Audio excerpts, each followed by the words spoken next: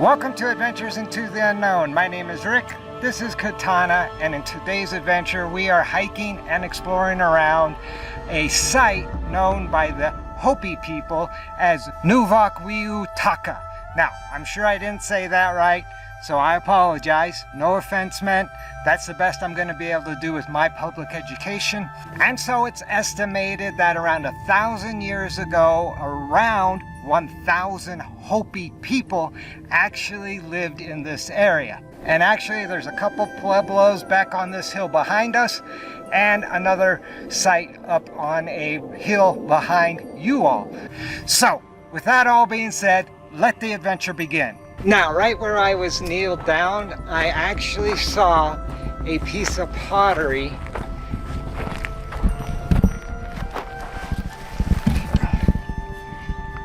And it is right in the wash at the base of this mound that housed the 2 or 3 big pueblos.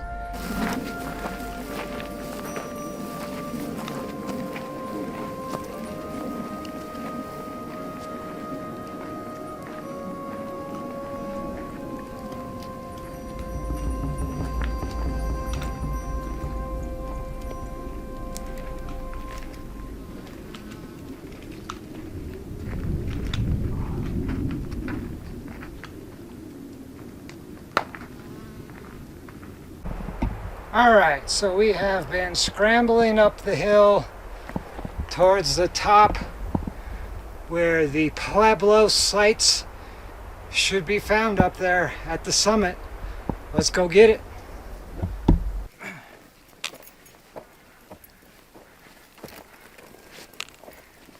Alright, we have made it to the summit of the first Pueblo site out here.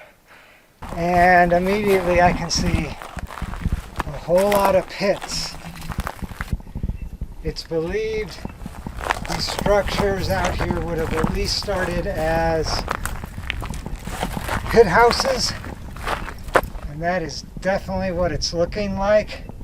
I'm not sure the camera can do it justice, but as far as building materials go, the floors would be made up of this basalt stone, and then the walls, as it got higher, would be made up of sandstone. And that is exactly what we see. We see basalt rock and we see sandstone. Wow, here is another pit, really small. But you can see how they built that out with the rock. And another pit on the back side.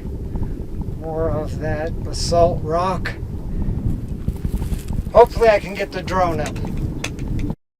Now, Nuvakwewtaqa is actually located along an old Hopi trail known as Nuvakwewtaqa Trail. And for many centuries, the Hopi people used this trail as a trade route to traverse the high country from the Hopi mesas located on the Colorado Plateau down to the Verde Valley. Thus, the site was very important to the ancestral Hopi migrations and served as a trade center. So I often see comments asking, how did people live in such a harsh environment? Well, the Hopi people, the original inhabitants of Nuvakwewtaqa, were master farmers of such a dry climate, and they adapted a variety of corn and other plants utilizing their extensive knowledge. Now, as far as water goes, they relied upon a spring, which I did discover actually with the drone flying overhead. In addition to, they also utilized techniques of rainwater runoff capture management for their drinking water or water for their crops. So with that all being said, obviously the Hopi people were already adapted to this type of environment. And I'll give away one of my secrets for actually finding these ancient ruin sites. When I'm looking on Google Earth, I will look for a natural spring and then begin looking at mesa tops and what have you for these ruin sites, which are often made up of these pit houses. And for those of you who are not familiar with the term pit houses, they're basically a partially dug into the ground structure using materials such as basalt stone for the main floors and some of the lower walls. And then as the walls get higher, they'll then add sandstone or limestone along perhaps with some mortar. And then they'll often top that structure off with probably more than likely wood logs. In this case, you can see there are a lot of pinyon trees out in this area, and they'll probably pack that wood with mud or clay to solidify the roof. Now that's enough jaw-jacking. If you stuck around this long, I'm going to show you some of the petroglyphs that I found as I explored the area. So we've been bushwhacking, scrambling up rocks. We just came up through this area, back down through here, and we've been rewarded with our first petroglyph. And it appears to be maybe 2 people. I have to admit it's been a bit of a walk, but that is a heck of a reward. So, can we find more? These were in a pretty odd spot. And is that a woolly mammoth? Alright, so we came to the barbed wire fence, which told us we went too far. So we had to scramble back up these rocks. And now we were rewarded with more petroglyphs. There's a deer. I'm not sure what that is. I can see more back up on the rocks up there. There's some on that rock.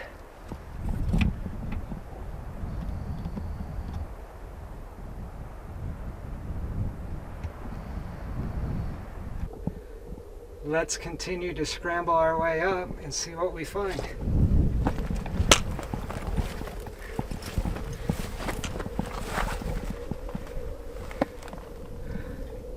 Something on that rock.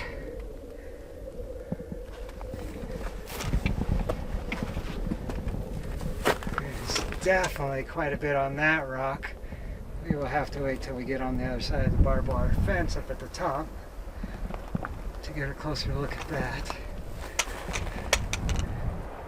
I'm guessing that's modern man. I am. But the stuff above it is definitely more ancient.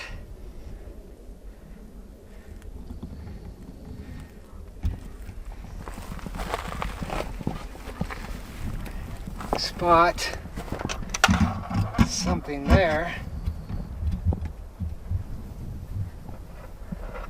Alright, so we'll have to squeeze through this crevice, and then that will bring us up to these rocks that also have more petroglyphs on them.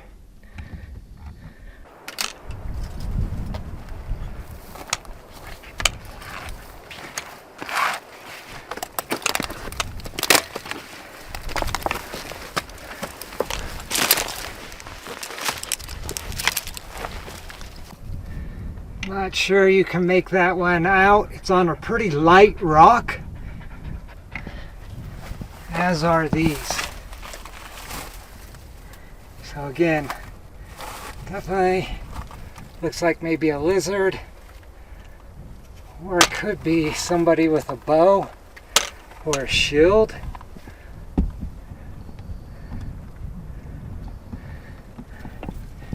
Now we need to squeeze through here to get to more petroglyphs.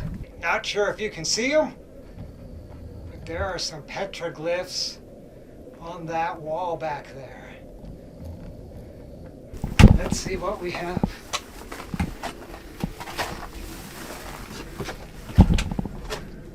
That looks like that might be an alcove. Maybe that's what that indicates. Oh yeah, you can definitely fit back up in there.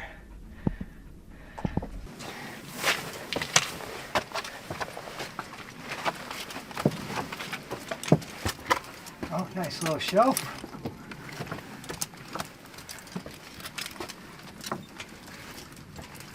And around the corner to a little spot with a little lookout hole. That's pretty cool. Alright, so we have made it up to the top of what I am going to call Petroglyph Peak.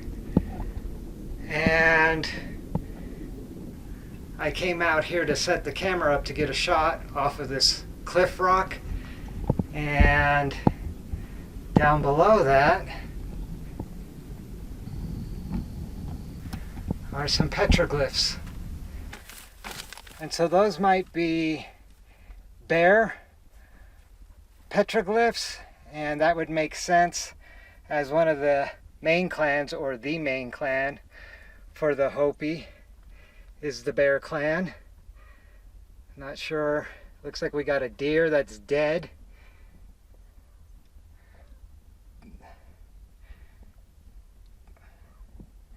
I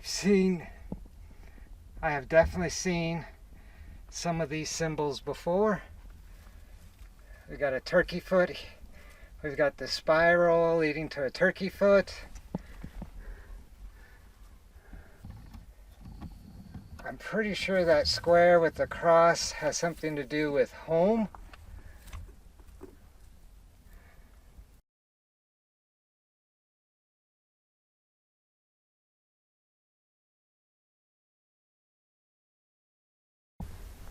So this is the only real substantial rock wall that I found at this Pueblo site.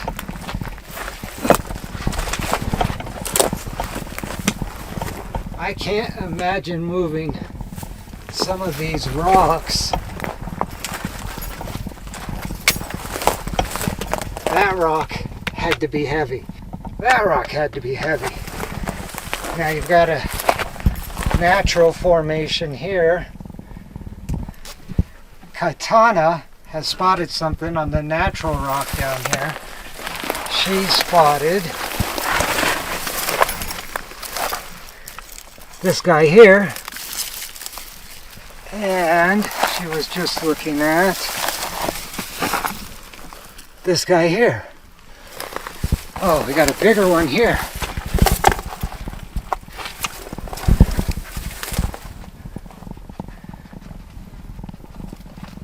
That is pretty cool.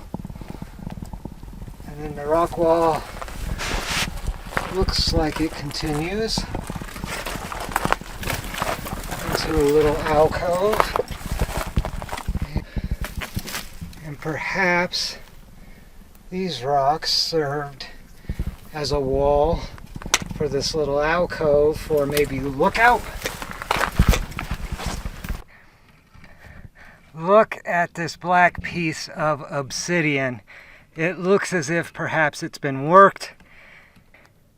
That would be one of the materials they made tools out of. And then from that little maybe lookout spot back up in there, the rock wall continues on around,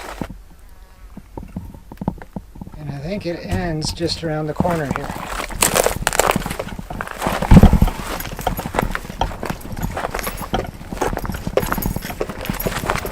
Oh, actually, this looks like another little room just below the rock wall. From here, you would have a heck of a view of anybody coming from the south. And the rock wall still is continuing a little further than I actually expected. on the drone footage, it didn't look this long. And we have some more petroglyphs.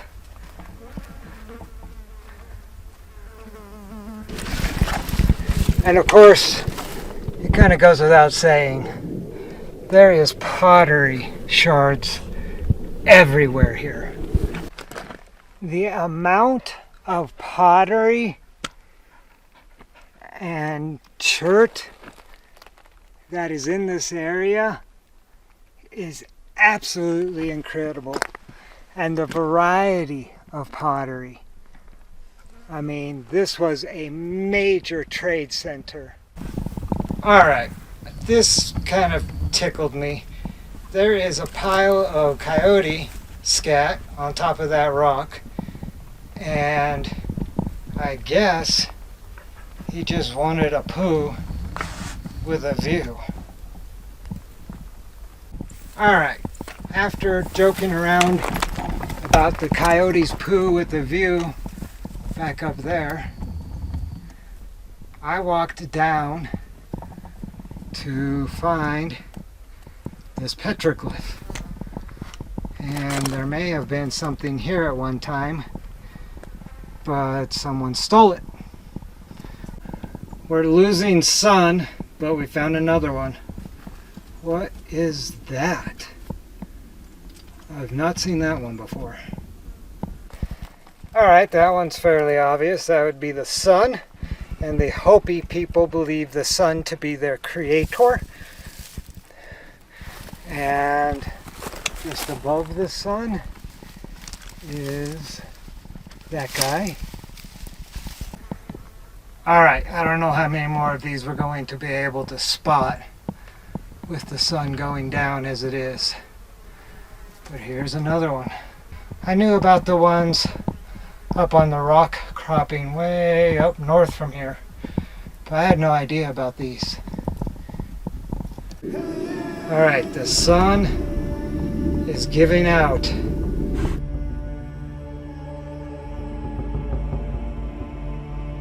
Alright, I think that's going to wrap it up for today's adventure into the unknown. As you can see, Katana has had enough, and honestly, we've been trekking for 6 miles, and it's been pretty much uphill, downhill, scrambling over rocks, so we're beat. And we're losing the sun, as you can see on the mountain behind me. So, if you liked this adventure, do me a favor, spike a like. If you like these type of adventures, you might want to shoot that subscribe button so you don't miss out on future videos. And as I was recording that outro, the battery in the camera died. We were out there for 8 hours, so not surprising. Now, before I put a wrap on this entire video, let me know your thoughts about the area.